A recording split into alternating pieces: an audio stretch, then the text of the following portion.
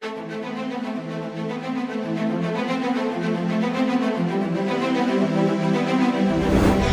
stories that are the headlines and the stories behind the headlines. This is Storycon.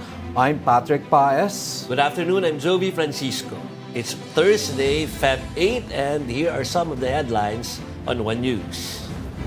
The Transportation Department is pushing through with the Mindanao Railway project despite the cancellation of China's financial support. The DOTR said pre-construction activities will be conducted in Davao City, Digos, and Tagum while they are looking for sources of funding. These include foreign governments and international financial institutions. Meralco is raising power rates this February by 50 centavos per kilowatt hour due to higher generation charges. This is equivalent to an increase of around 115 pesos for households consuming 200 kilowatt hours a month. And over at the Vatican, Pope Francis hits back at those criticizing his order allowing priests to bless same-sex couples. He told an Italian Catholic magazine, and we quote him, "Nobody gets scandalized if I give my blessings to a businessman who perhaps exploits people, and this is a very grave sin. But they get scandalized if I give them to a homosexual." Iba talaga itong Oo nga naman. leader Diba? ng church. Oo nga naman. Ano nga naman ang... Hindi. May kaibahan kasi what if... ayaw natin pumasok sa debate na ano yung mas masama sa dalawa. No? Pero yun nga, kung nabibigay nga yung blessing sa mga tao na hindi gusto ng... Hindi alam His example ng was pare. businessmen who may be involved in, let's say, some exploitative activities or businesses, which probably you could argue causes more victims, results in more victims than a homosexual couple. Dito nga, lagi nagsisimba ang mga sinasabing corrupt officials. At binibigyan talaga ng communion. Right. So, anyway. Sabi nga nila, di ba, the stand of the explanation of the Catholic clergy in this is the blessing is, it's a blessing na patawarin ka, may ganun na blessing. O patnubayan ka, o maliwanagan ka.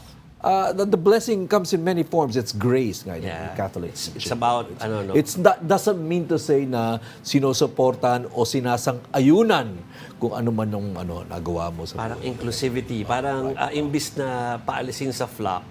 You kayo will discuss it. It's part of the pastoral mission of the Catholic Church. Alam ko malaki yung storya natin lalo sa first guest natin na tatalakayin, pero mapatawaran kaya nila. Hindi ko alam mapapatawa nila. Pero alam natin na medyo naghalo ang politics at ang showbiz overnight because of a program we have sa sister channel natin na 1PH sa program the Christopher Min about that blind item. And I was telling Patrick and the producers before we started that even politicians are calling up CFL. Diretsuhin mo na, Jovi, what we're talking about. That tinatawagan si Christopher Min. Si Nay Christie created quite a stir with her broadcast, with their broadcast yesterday's yesterday episode when she said a politician was involved in the breakup of Bea Alonzo and Dominic Roque. So people are... Guilty pleasure. Kahit kami po, tinatanong namin yung producer, sino ba? Marami nagtanong. Ayaw pa sabihin And it turns out, Joby, hindi lang tayo yung curious. Oo, nagulat tayo. Kasi expected natin yung tinatawag po nilang Marites University sa social media. May kasama na po palang mga politicians yan. Because they called up Nanay Christie to ask sino. Niname naman ni Nanay Christie. Senator Jinggoy Estrada called them up. I called her up. She named those who called her to ask kung sino yung politician. These are not the politicians that Nanay Christie were referring about. So, involved doon sa breakup. Si Idol din kasama sa mga tumawag. Isa-isayin mo, Joby. Si Senator Bong Revilla, si Senator Idol Rafi Tulfo, tumawag kay Nanay Christie. Kasi ito may connection din naman sila kay Nanay Christie. Napatawag sila. Local politicians, Aiko Melendez, na isang councilor, napatawag din. Pero walang sinabihan.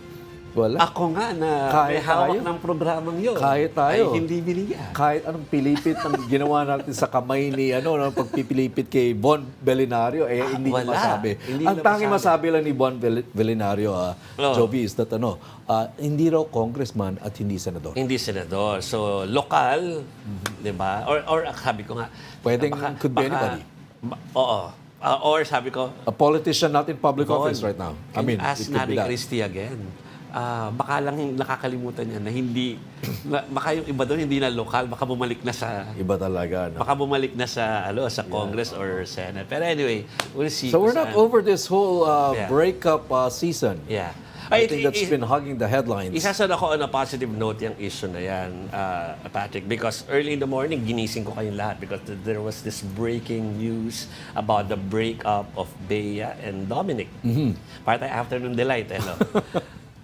We'll go into the other newsworthy stuff after this anecdote.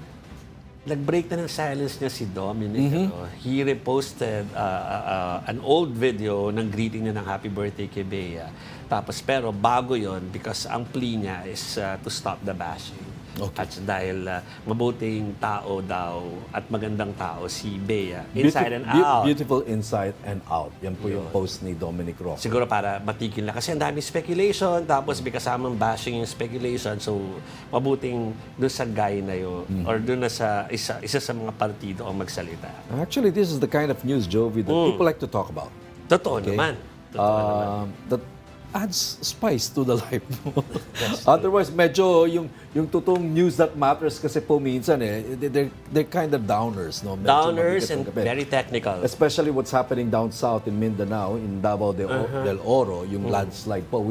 We'll give you more details about that. Later. But for now... Ito, umiinit tong next, itong magiging interview natin. Kasi, aside from alam natin na parang medyo deep itong topic na to, nagkakaroon siya ng circus kind of atmosphere kasi nag-aaway or nag-iiba yung statement kung ang tatanungin mo ay si Sal Panelo or kung tatanungin mo ay si Harry Roque. Right. Tapos dahil nga na magkaiba sila, biglang nagsalita si former Senator Trillanes sa kanyang social media at sinabi niya na parang chill lang kayo. Kung ano man ang mangyayari, relax lang. Parang mangyayari ang dapat mangyari. Yes, this is a story that has seen a lot of speculations recently, especially with what some people say are the confusing statements pronouncements and statements coming from all sides, not just from the Duterte camp, but also from people or personalities within the administration. Okay, so joining us now is Atty. Kristina Conti. Hopefully, she will enlighten all of us and end some of the speculations. That's true. But we're sure, attorney, not all speculations will be ended in this interview. I'm First sure. off, attorney, you are assistant counsel to the ICC. Am I correct? It's assistant to counsel. To counsel.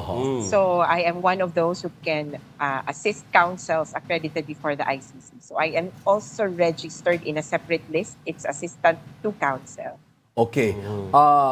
Does this mean, attorney, that you are working with the ICC on this investigation?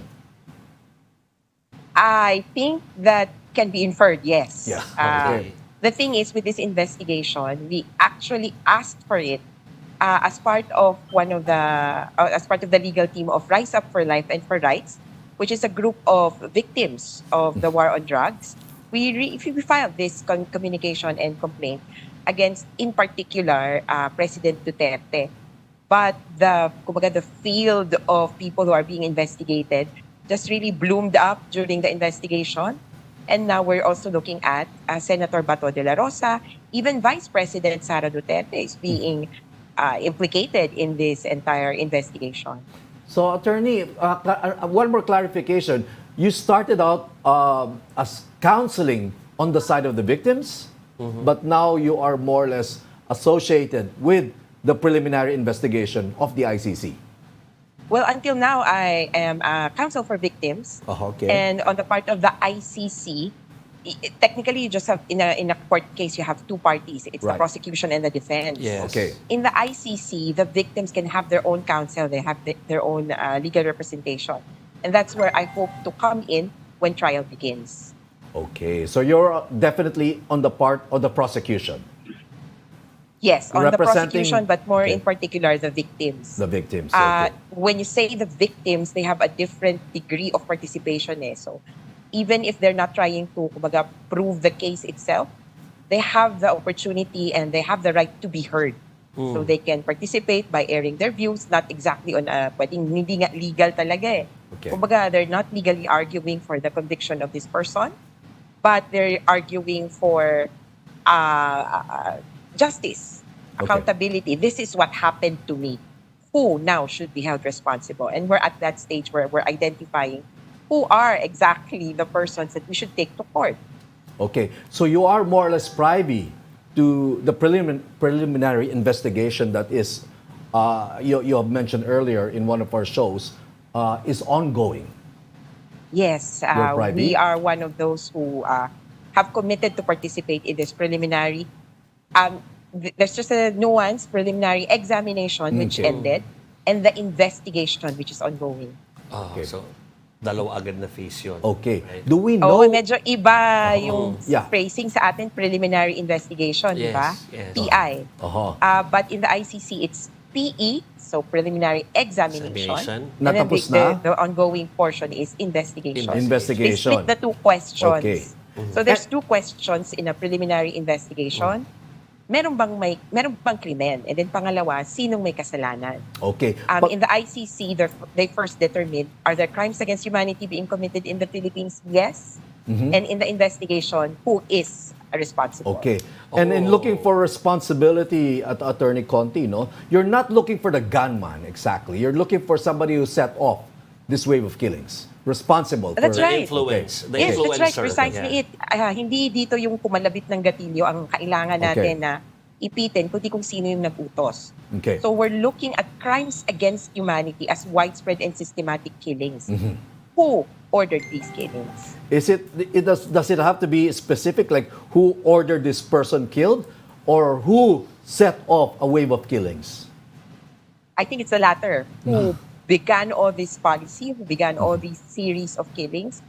And you can say, to some extent, na parang, where does the buck stop? Diba ganun yun? Sino ba talaga ang punot dulo? Kanino ba talaga nagsimula? Kanino ba talaga ang punot dulo niyan? So doon yung titingnan nila. So in the case of the Philippines and the war on drugs, who are the authors, the enablers, the top henchmen of this war on drugs? Yung killings and human rights violations that occurred.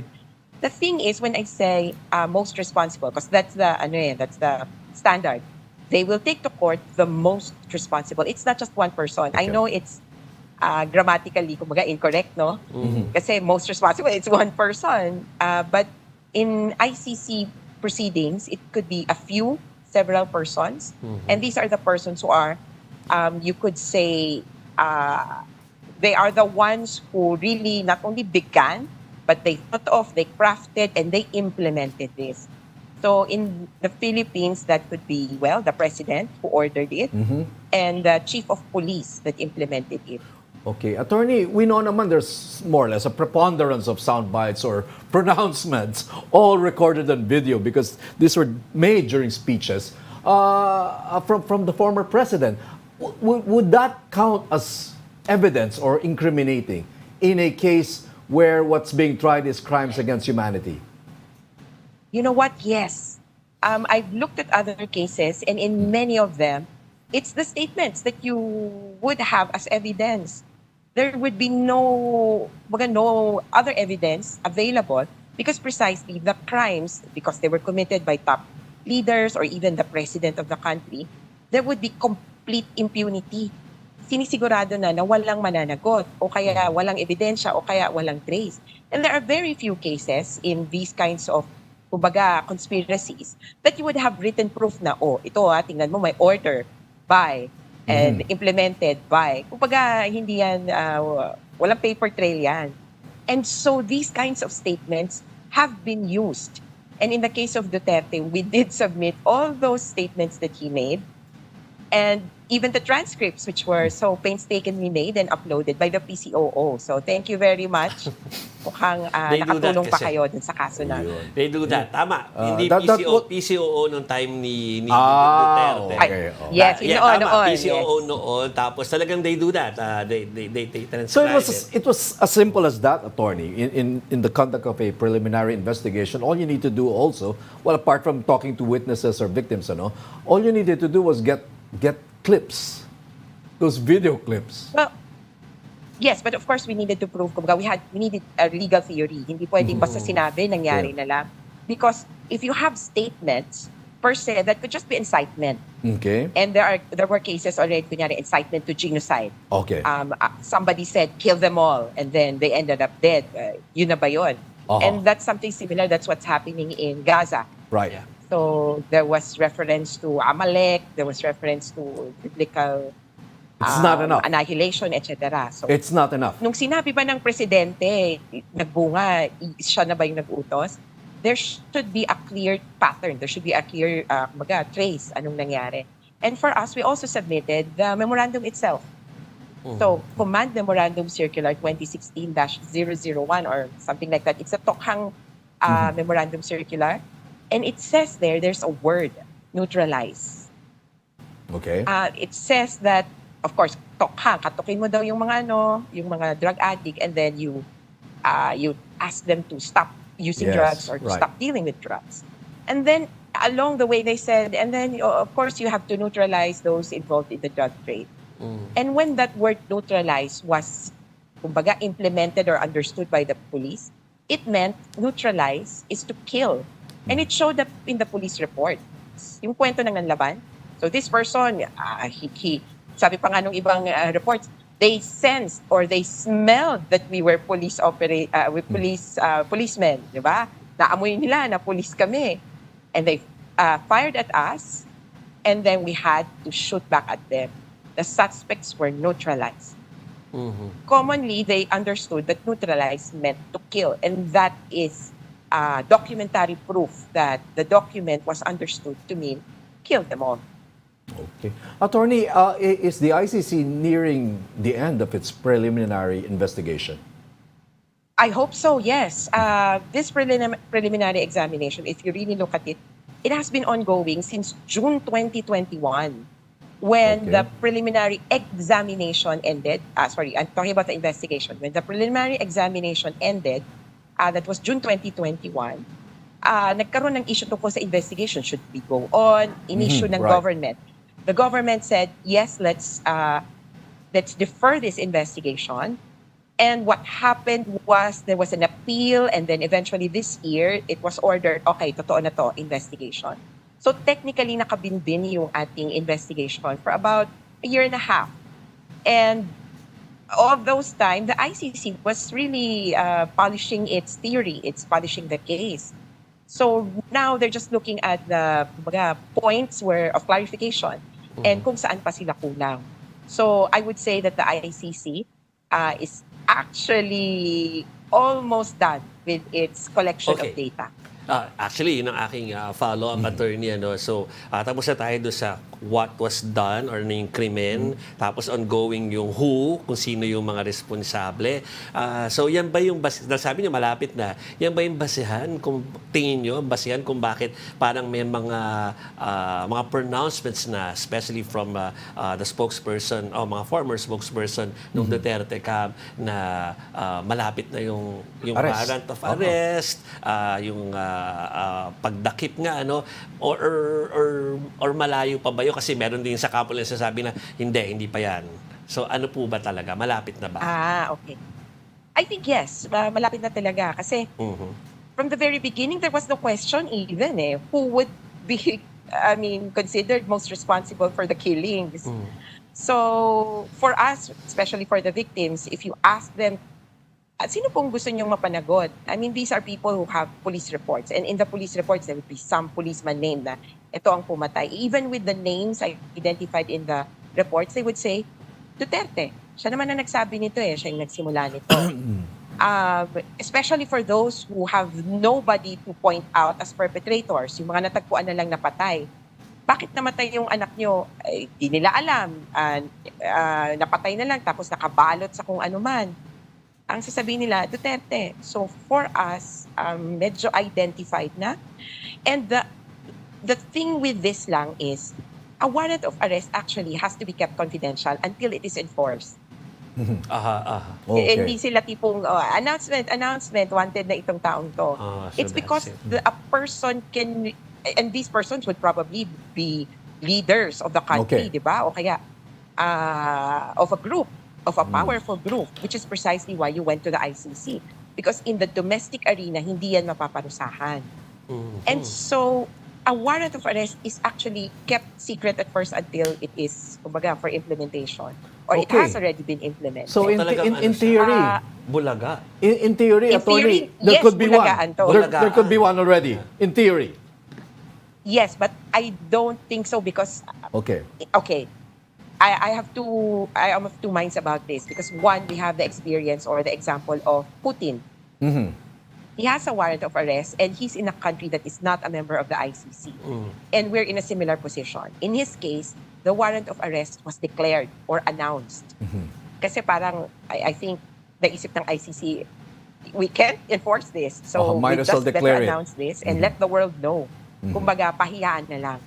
Let the Okay. world know that there is a warrant of arrest against this person and let this person, kumbaga, come to terms with it. You are an internationally Para wanted fugitive. fugitive. Ganyan. At saka may value, On the I other think, hand, attorney, may value yun dun sa victims. No, kahit na hindi talaga ma-enforce, right? Yung declaration Right. na yun. So in this case, attorney, what you're trying to say, it might be kept confidential because there's a real chance of affecting an arrest. That's another thing. I mean, so they're asking now, okay. can the warrant of arrest be enforced? Right. And I can't say that it cannot. Kumbaga, Okay. absolutely not. Because, one, we're not a member of the ICC, yes. So the PNP is supposed to enforce the warrant. But there are 123 other police forces in the world that can do that. 123 members of the ICC, and their police are required. Actually, they are compelled to enforce an international warrant. We are a member of the Interpol. Okay. Or we're part of their network. And that's where the warrant actually goes. Okay. Because Yeah. it's an international warrant of arrest. So there could be. So And lastly, if the police are ordered by the president to effect the arrest, walang magagawa ang PNP. okay. Because that's your hand. Okay. But And so I'm officially, waiting for this kumbaga, political will to, Okay. in case a warrant is issued, that it is enforced by the PNP. okay. But officially, the president has said that we will not cooperate and we're not members of the ICC. Well, my point, attorney, is this. You mentioned Interpol, okay, that we are members of Interpol. Is it possible that all the government needs to do is stay back, stand down, and let Interpol do its job within Philippine territory? Well, yes, but again, the Interpol is just, kumbaga, they work according to membership then. So it's the PNP and actually the NBI that is part of this organization. And if you're thinking that Interpol operatives will come into the Philippines and arrest them, no. How they enforce it is that they will ask the policemen of the member states to enforce the arrests. So it has So to hindi be... yung may pulis pang Kalawakan Oh, or right. pulis ng ibang bansa papasok Okay. sa Pilipinas. Hindi Although, ganun. could be. I don't know, no? Anything can go, especially with political decisions. Okay, so that's inescapable. That's not possible. It's inescapable that any arrest would have to be with the cooperation of our police. Yes, I would say so. Police or law enforcement agency. Okay.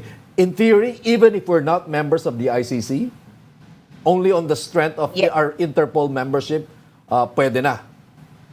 Or even if you have an order from the President of the Philippines, if he says, arrest him, enforce this warrant in recognition of of committee, in recognition of our economic interests, could be. It's a political decision. It's a political But decision. again, the PNP is actually the implementer of the war on drugs. So that would be very ironic indeed. Okay. Attorney, I'm just curious. Originally when this thing was being investigated, the ICC case was being built, the name of the Vice President, Sara Duterte, then Mayor Sara Duterte, was not in the picture. Yeah. And now that she's president, her name is being mentioned. Okay, you mentioned her name a while ago. How did this come about? For me, her name has been in the picture for us from the very beginning because of the scope of the investigation. I think people are just not just, well, they have to read between the lines. When the scope of the investigation was announced, we saw that there was probability that she could be investigated. Kasi yung scope of the investigation is November 2011 until June 2016 in Davao. That's the temporal geographic scope. And then from July 2016 to March 2019, nationwide. So naisip namin, teka, why Davao? Because during that time, Duterte was mayor, but Sara Duterte was vice mayor. And from 2016 onwards, she was mayor. So for us, Sara Duterte was among those who could really be investigated. I know that she spoke up, and that's why people are taking note. She spoke up, and also Trillanes spoke up. So there's a lot of politics in it, but for us, legally, she has been in the picture since the very beginning. Okay. At least sa kanya nagaling that there's politics in it too. Because Yes, some people would look at it that way. That would be their perspective, that it's part of the political fighting. Yes. That has sort of Yeah. extended, gone on all directions. I'm sure you're aware, you know what we're talking about. So, Attorney, sabi mo kanina, at least you're hoping yung mayroong political will, if ever, para ma-enforce yun, o kaya ay may other way, like the Interpol, ano? Pero meron ka pa rin option na sinabi kanina, yung mere declaration na fit, na para known sa world yung naging resulta ng investigasyon. And I think meron tayong pinag-uusapan kanina about yung, ito ba enough na rin for the victims na dahilan kung ba't kayo nag-iimbestiga ngayon para Yes. maibsan ng kaunti yung kanilang damdamin.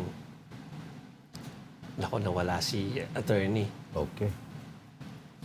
We'll get her A back. lot there, no? A lot there. There's a I was lot there. listening.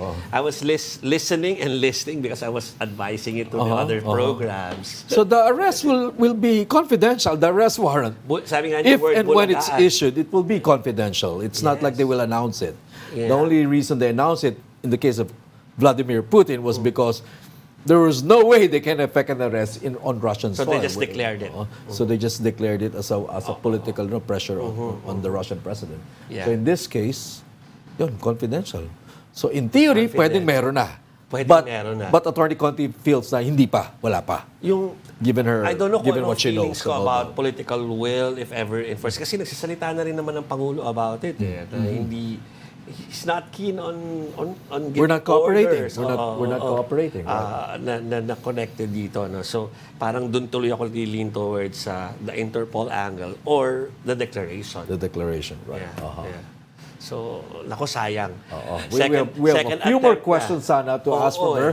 We want to know if it's possible, Jove, that for the trial to proceed, the ICC trial to proceed. I think this is somewhere in Europe, no? Yeah. Without the accused. We'll Facing the trial. We'll ask her because Thought, she's back. Attorney, yeah. welcome back. Yes, Sorry, I'm back. naputol Sorry. tayo. Pero you were Naubusan na ng about battery yung isa. you were about to say something about the declaration, if ever it will happen, and its effect on the complainants or the victims. Well, for us, a part of justice, kumbaga, and one transitional justice mechanism is simply the recognition that we have been victims. Until now, there has been no sorry or apology or recognition that the war on drug victims are victims. So far, what I've heard is that umukay naman bumunti naman ng Pilipinas, may silbi naman yung war on drugs. And so the victims are left as, what are we?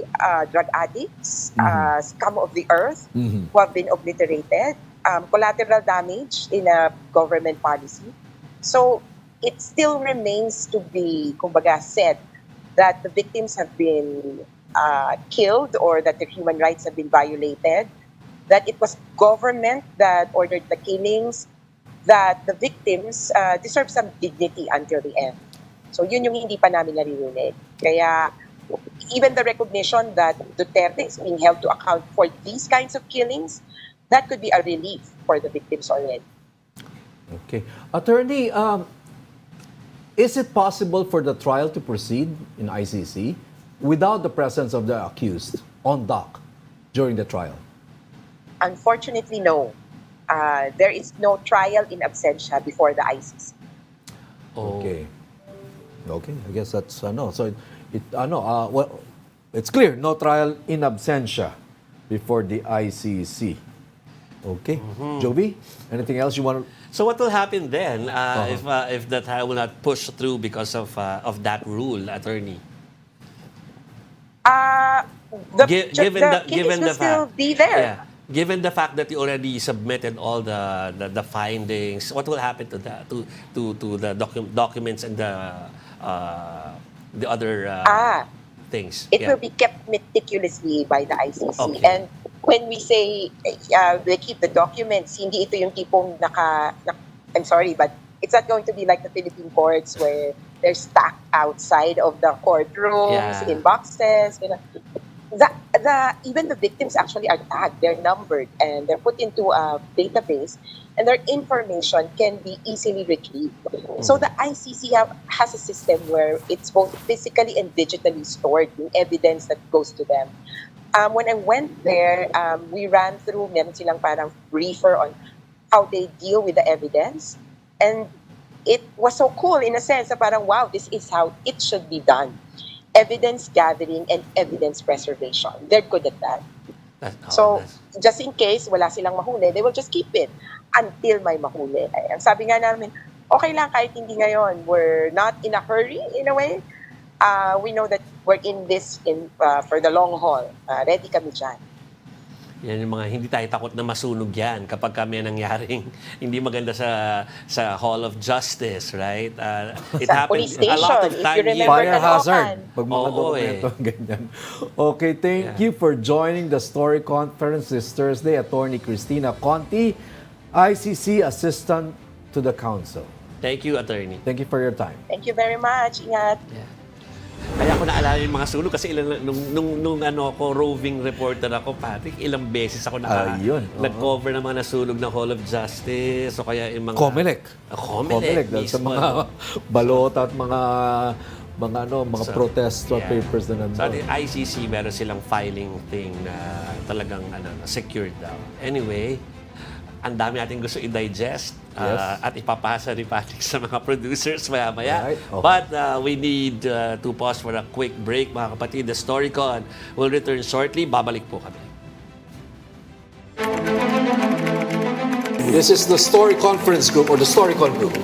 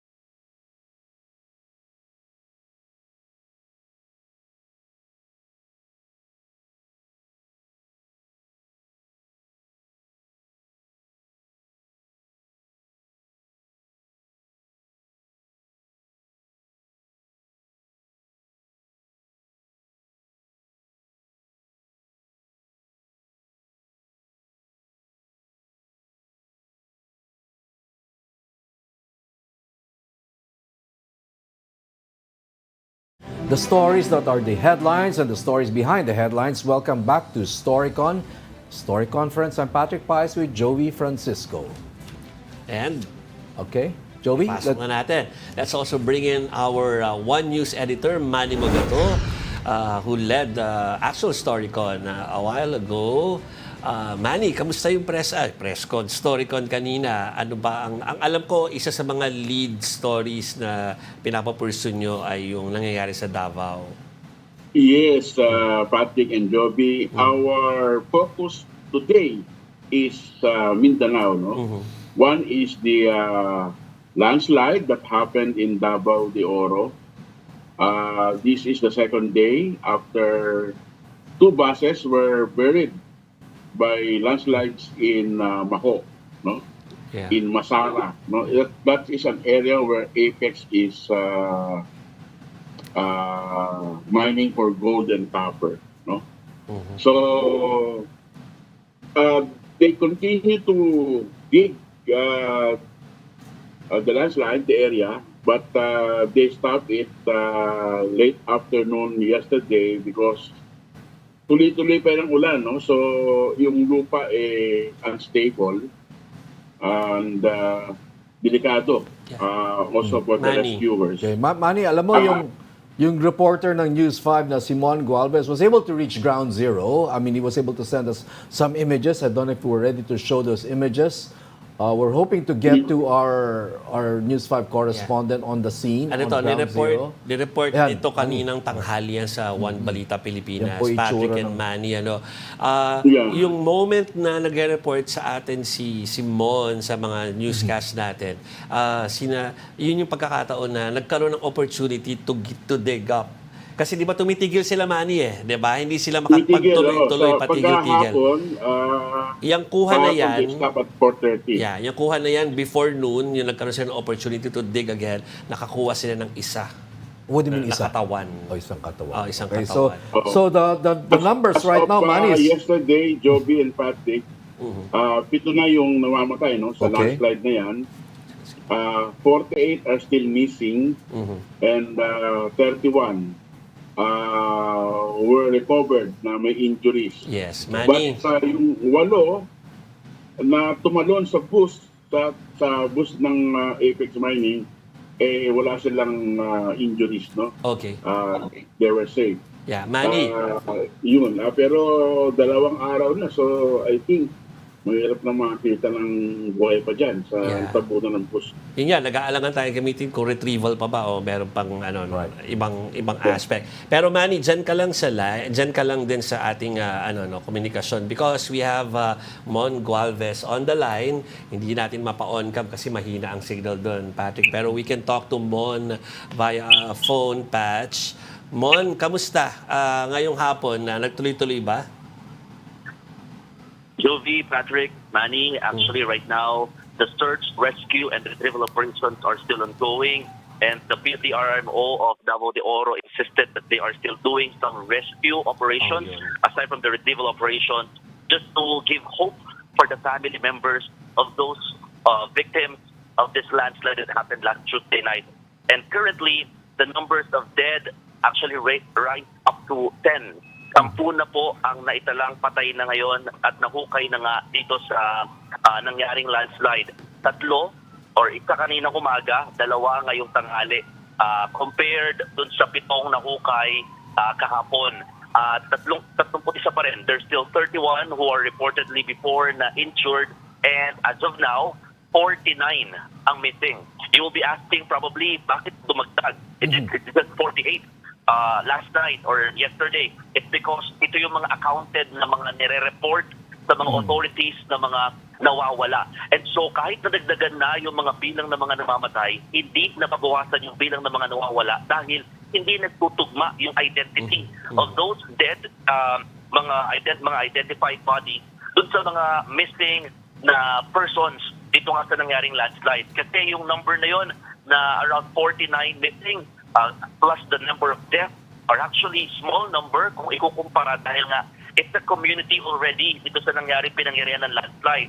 There's a lot of households, merong barangay hall, and other mga stores available dun sa area. which is nearby kasi sa isang mining company. And ang sinasabi din ng mga authorities is because ang reason ng mga residents, kaya sila naninirahan doon at nagkaroon na ng community, it's for them para magkaroon ng easy access doon sa mismo pinagtatrabahuan nila or source of income nila sa lugar. The rescue, retrieval, and search operations ay napakahirap pa rin para sa mga rescuers ngayon, even the PNP and Army, dahil makapal yung pinakatumabon na lupa, pinagsamang lupa, bato, bahagi ng puno, at ang nakakadagdag pa sa problema nila at nagpapatagal na kanilang operation is yung nagkakaroon pa rin ng mga landslide mula doon sa pinakamalaking pinagmulan ng gumuhong bahagi ng bundok. Kaya naman, humihinto sila. They need to stop and they need to secure themselves away from the area just not to add more casualties dito sa nangyayari. At kanina, isa rin sa mga talaga nagpapahirap kasi nga dahil nga makakapal na bato, ipak ng bato na yung mga nandito sa area na tumabot sa mga household, may ilang mga bahagi ng katawan ang parts na lamang ng body na kukuha. One hand, parang part of the hand, part of the arm rather, ang nakuha this morning aside nga doon sa tatlong bodies. Patrick, Jove, Manny. Mon, saan galing itong mga bato na ito na nakikita namin? From where I'm sitting, they look like parang galing sa mga gumuhong building, pero hindi ba ganon? No. Sir, actually galing siya sa bundok mismo, no? Ang kwento ng mga residente na mga nandun din kasi tumutulong sila para nga malocate yung mga areas na kung saan maraming tao that time. Ang kwento nila parang nag-splash yung tubig mula sa bundok at kumilapon yung mga tipak ng bato na yan.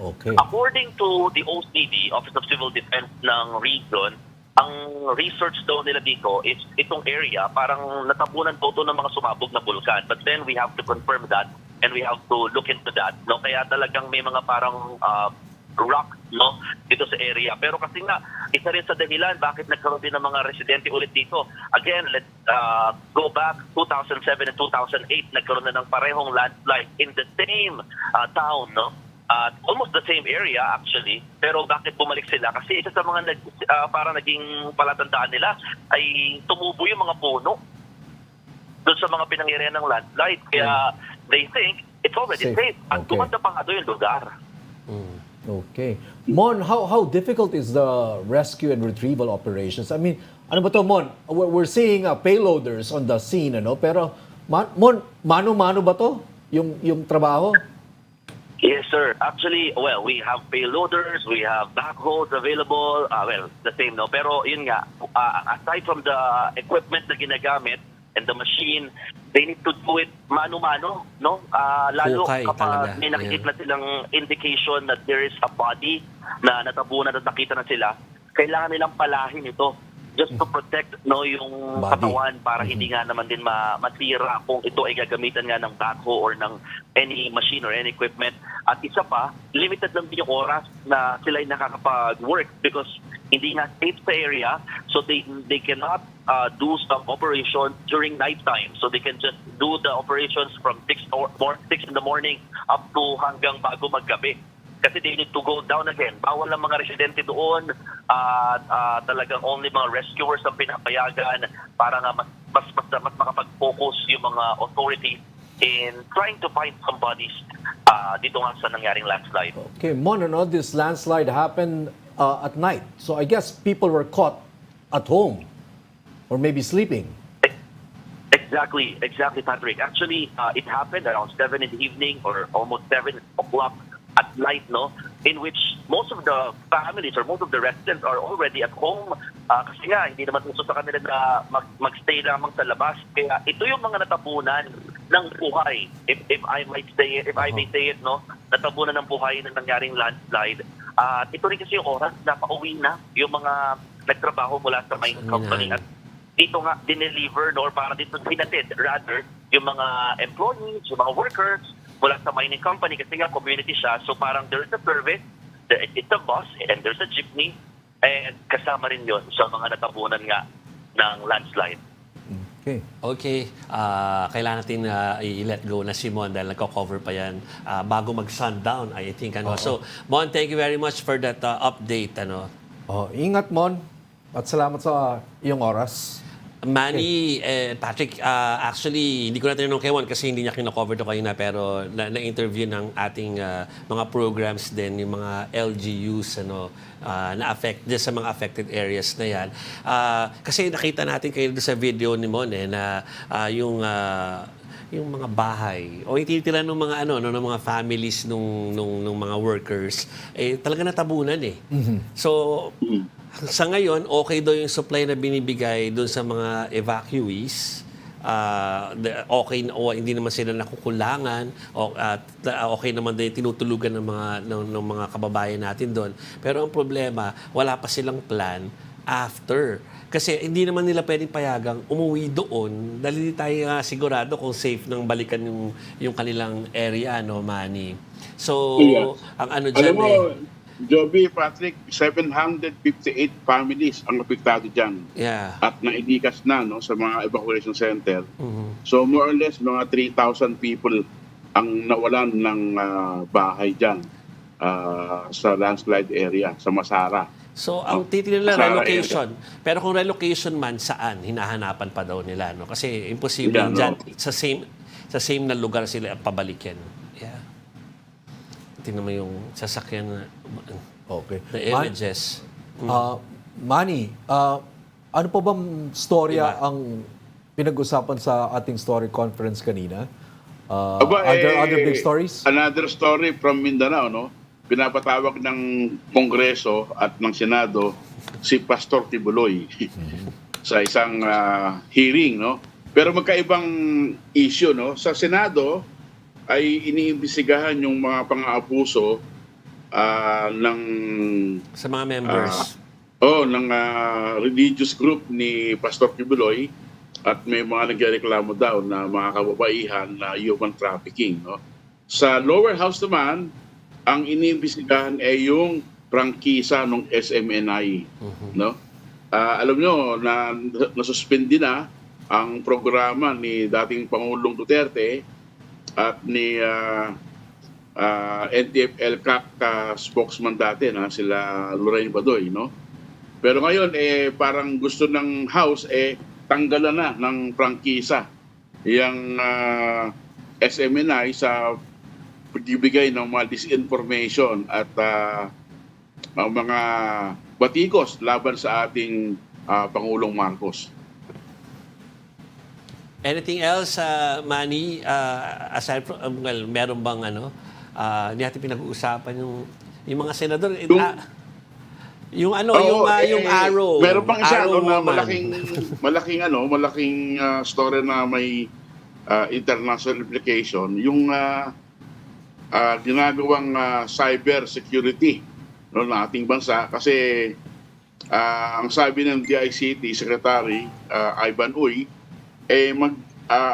magpapalaganap sila ng information campaign para i-educate ang ating mga publiko, ng ating mga kababayan tungkol sa danger ng cyber security, ng phishing at ng scams, lalo sa social media, lalo ngayon na magba-Valentine's Day, maraming mga love scandal, love scam na sinasabi na hihingan ka ng pera pagka gusto mong i-date yung babae o lalaki, Yeah. Pero at the same time, dahil ang DICT rin ang nagsabi na may hacking attempts sa mga government website kasama ng Office of the President, ang China naman through their embassy nagpaabot na ng tulong at sinabing they are willing to cooperate with our government para matrace yung nasabing nag-hack. Kasi sabi ng DICT, na-trace nila yung attacks sa OWA, sa Coast Guard, sa Labor at sa Office of the President sa isang state-owned telecom company. Pero hindi naman sinasabi ng ating gobyerno na involved ang Chinese government sa pag-hack. Pwedeng ginamit lang yung IP address ng telecom company para atakihin yung ating mga website. Yeah. Pero maliban dyan, alam nila, meron ding international report ng Reuters na sinasabing yung mga Chinese spies, ang dahilan ng pag-hack sa Europe at sa Amerika, no, ng mga government websites. So talagang sinisisi ng Amerika at ng Netherlands yung Chinese spies, no, sa ginagawang hacking incident sa kanilang mga networks. So abangan po natin yan kung lalaki pa ang storya dahil alam mo na maraming nawawala ng pera ngayon, no? Yeah. Sa hacking. Kung maalala niyo yung isang bangko nailipat yung mga pera nila, no? Yeah. Yung depositor tsaka yung sa GCash, no, na magkakandawala din ng pera. Okay. Okay. Anyway. Thank you, One News Editor Manny Mogato. Maraming salamat, Manny. Thank you. Hindi niya na-discuss yung sinasabi kong yung babaeng namamana Sino naman yun? si Senator Amy Marcos. Ay! Nagtitrend siya. Oo. Nagtitrend siya because of that. Right, I think we can't say it's a... Hindi pa It's a- naman sa it's a- campaign ad dahil hindi pa naman Hindi siya campaign ad season. eh. Hindi nga Mukhang it's a Valentine ad. It's a Valentine ad pero ang tina-target yung mga recent niyang pronouncements against It's- PCO, PCSO. It's anti-PI. It's an PI. anti-People's Initiative She's video. It's a video that they produce. Sabi ko nga sa kanila kagabi, she's playing Cupid, sabi ko. Pero yung but pala, she's not. may something. But it's a playing Cupid that where you're Yeah. not trying to bring people together. No. Medyo. Try to pin down some people. Oo. Yun, Meron mga pinanasa doon na, Sabi, Happy Valentine sa mga walang puso. Mga walang puso. Basta tatlo yun. Tatlong sektor yung kanyang pinana. So the ill feeling is still there between the Senate and the House of Representatives. Obviously, no. Obviously. I mean, Senator Amy Marcos even went to the great extent of producing a very interesting and a satire of a video, di ba? Oo. Sharp, actually, na satire. Anyway. Hanapin po nyo if you could show it here, no? Pero it's easy naman to Mahanap search nyo, it on Facebook na siya, and on YouTube. Hindi naman trending pero it's being talked about in a lot of apps. In the true tradition of Senator Amy Marcos, very theatrical. Oo. Okay. Naku, isipin mo. Time's up na tayo dito. And those are the stories that are the headlines, the stories behind the headlines. I'm Jove Francisco. I'm Patrick Paez. Join the Story Conference again tomorrow at 4 p.m. This is One News, all sides, all the time. This is the Story Conference Group or the Storycon Group.